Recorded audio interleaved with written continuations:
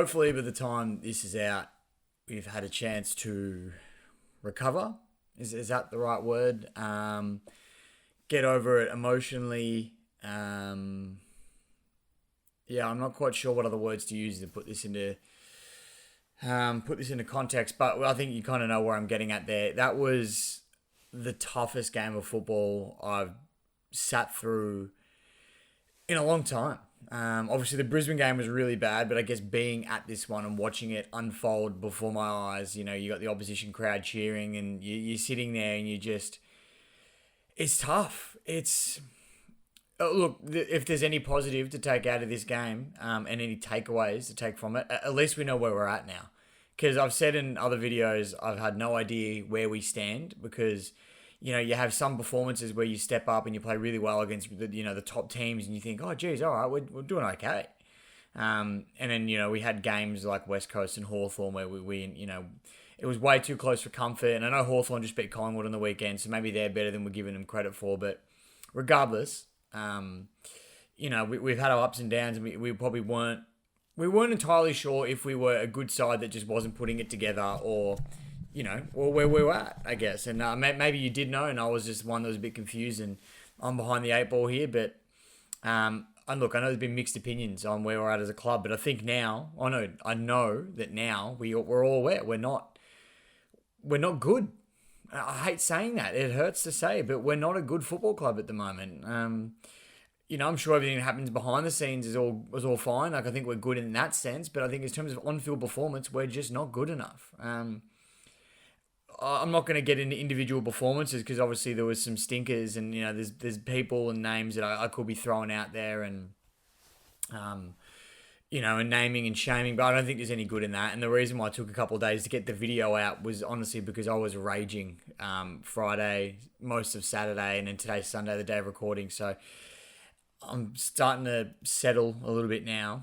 It's why I took a couple of days to get this one out because I hate coming and being super negative. I try and be as not oblivious and positive in that sense, but just sort of as upbeat as I can without bringing it down too much. But there's really nothing positive to say about this one. It hurt to watch, hurt to be there, and I've got this thing where I know a lot of you are in the same boat, but I don't leave games early regardless of what's happening. And the worst part was that this game by quarter time, we all knew that we weren't winning that game. So it's 3/4 of football that you're sitting there and you're thinking, what are we doing? Like, why am I still here? And you beat yourself up a little bit, but it's all part of being a fan and watching sport, I guess. It's going to happen occasionally, but it's just a shame to see it happen the way that it did. I'll break the game down a little bit.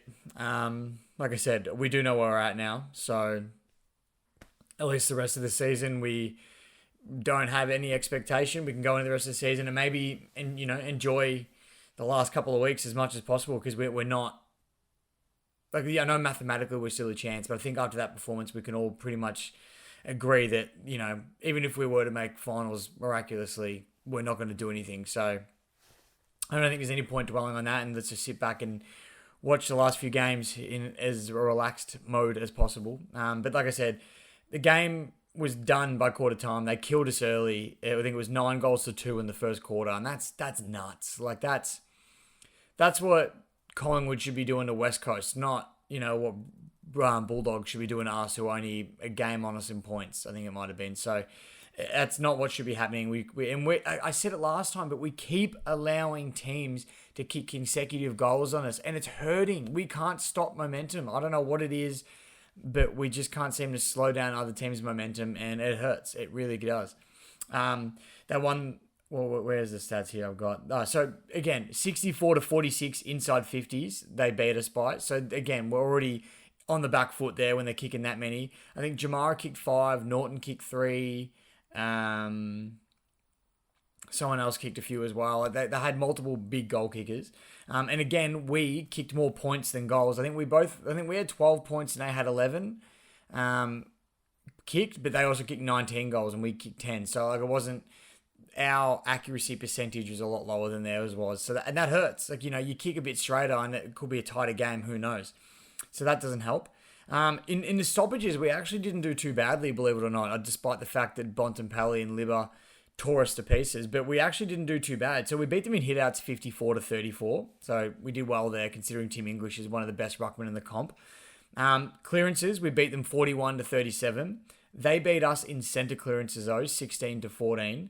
And then in stoppage clearances, we beat them 27-21. So on paper, you look at those and you go, well, where did it go wrong? Because their game was always going to be won and lost in the midfield. Actually, in our case, it was won and lost in our defence. But, before the game, in saying that, you think it would have been won and lost in the mids.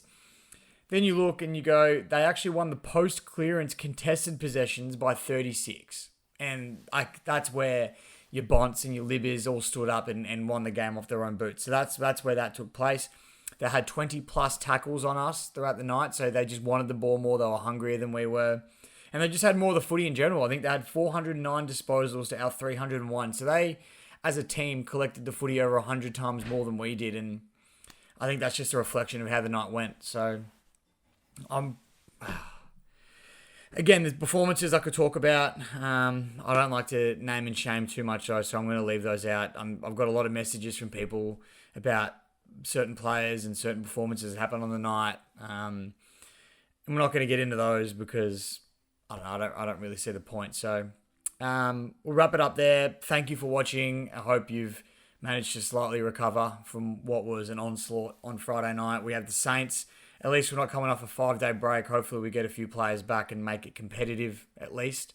But it's going to be a long shot. I think Saints are going to be hungry. They lost today against the Blues, so they're going to be hungry to, lock in a final spot for themselves. And, beating us in the form that we're in, for them, they'll be licking their lips. So hopefully we can just be competitive at the least. But I'll talk about that in the Saints preview video. But anyway, until then, I can't even say enjoy the highlights. There really wasn't a lot. I think Shea Bolton's goal was probably the only highlight from the night. Jacob Bauer kicking his debut goal. Well, he's not technically his debut, but his first goal for AFL. So that was really nice.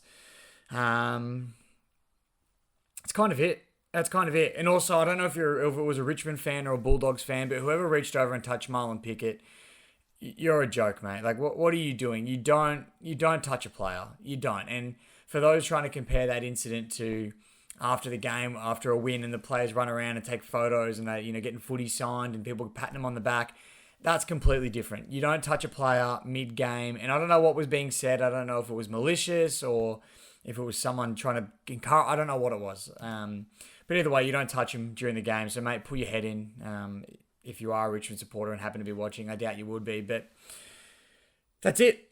That's all I've got. Let me know what you guys think. I'm pretty sure we'd all be on a similar wavelength after this one, so it won't be too much to discuss, no doubt. But until the next video, try, do your best to get over it. Watch some old replays if you have to try and feel a bit better about it, and go Tigers.